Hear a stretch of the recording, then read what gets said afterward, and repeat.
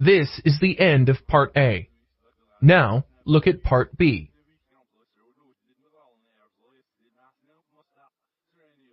Part B. In this part of the test, you will hear 6 different extracts. In each extract, you'll hear people talking in a different healthcare environment. For questions 25 to 30, choose the answer A, B, or C, which fits best according to what you hear. You will have time to read each question before you listen. Complete the answers as you listen to the audio. Now, look at the question 25.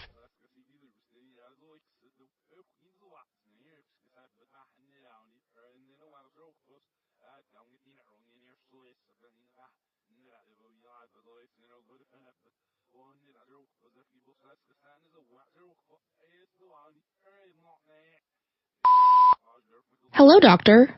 What is spastic cerebral palsy, and how is it classified? Well, spastic cerebral palsy is the common type of cerebral palsy that also accompanies nearly a third of other types of cerebral palsy. The damage is in the corticospinal tract or the motor cortex. This part affects the areas that receive gamma-aminobutyric acid that is an inhibitory neurotransmitter. Spastic cerebral palsy is further divided into types according to the areas of the body that it affects. In spastic diplegia, the lower limbs are affected with little to no upper body spasticity. Most people with spastic diplegia are fully ambulatory and have a scissors gait. They may also have other problems like hip problems, dislocations, crossed eyes, or strabismus. In spastic hemiplegia, one side of the body is affected, which occurs when injury occurs to muscle nerves controlled by the left side of the brain. Will cause a right body deficit, and when injury occurs to muscle nerves controlled by the right side of brain, will cause a left body deficit, vice versa. In spastic tetraplegia, all 4 limbs affected equally. These patients are least likely to be able to walk because their muscles are too tight, and they may also develop an uncontrollable shaking that affects the limbs on one side of the body that impairs normal movement.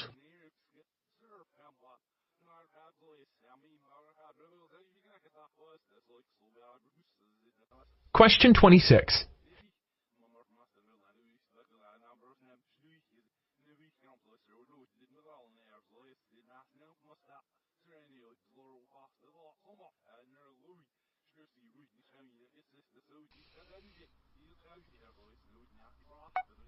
Hello, doctor. Can you explain what are the different types of breath sounds?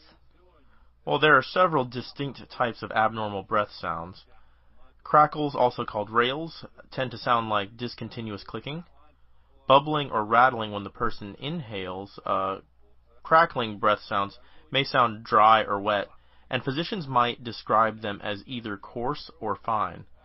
Stridor is a high-pitched, harsh, wheeze-like sound that occurs while breathing in people with a blocked upper airway.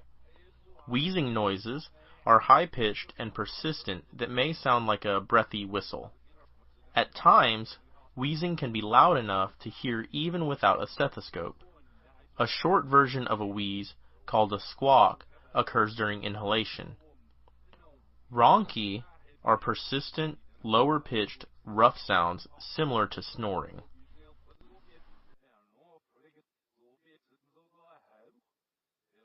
Question 27.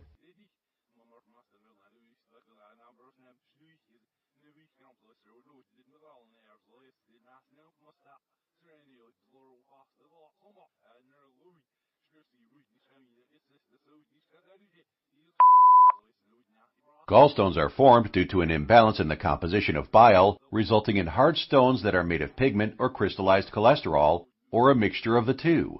They can range in size from as small as a sand grain to as large as a tennis ball. One can have a single large gallstone, dozens to hundreds of smaller gallstones, or a combination of both small and large stones. There are 2 types of gallstones. Typically, patients with pigment stones have cirrhosis of the liver, biliary tract infections, and hereditary blood disorders, including sickle cell anemia. These are all conditions that produce too much bilirubin, of which the stones are made of. Pigment stones tend to be dark brown or black. Cholesterol stones are formed as a result of bile that is made of too much cholesterol or bilirubin and not enough bile salts. They can also form when the gallbladder fails to empty during the digestive process. They are usually yellow-green gallstones, which are the most common type.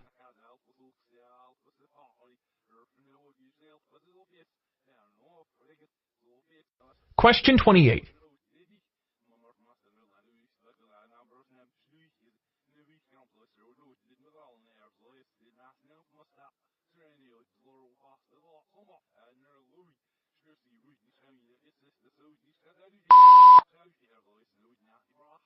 Microlaparoscopic pain mapping. At times, finding the cause for pelvic pain becomes very difficult. This is especially true in the case of pelvic scar tissue, endometriosis, fibroids, and other problems. In a pain mapping procedure, the patient is given some strong medication to make them sleep. After injecting local anesthetic medicine into the navel, the physician will insert a small bubble of gas inside the belly and insert a laparoscope of very tiny diameter inside the belly to look around.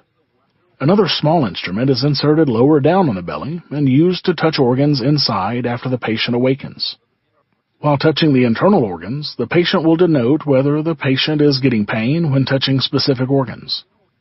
For instance, if the endometriosis is causing pain, it will be tender while touching the organ with the instrument.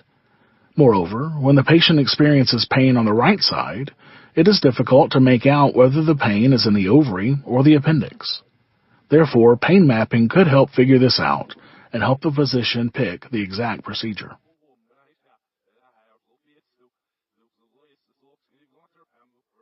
Question 29.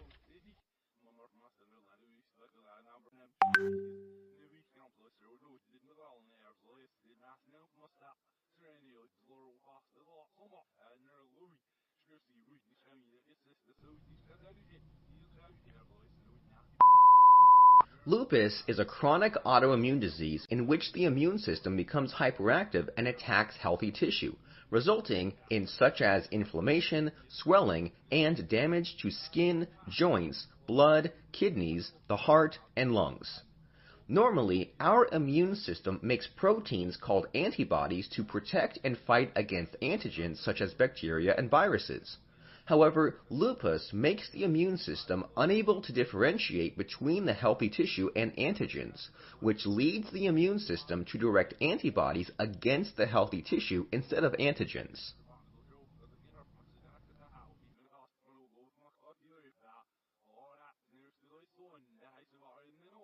Question 30.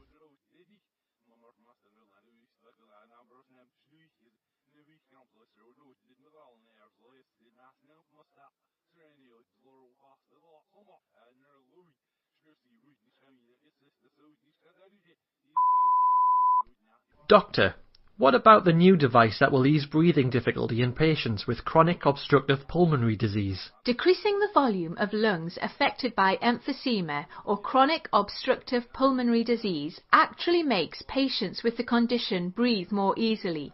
If they take a breath, due to the lung capacity, it causes shortness of breath.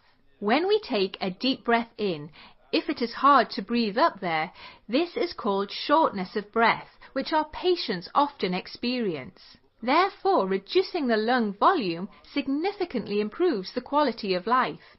The new device resembling a valve is used for achieving this, and this is being tested in the US.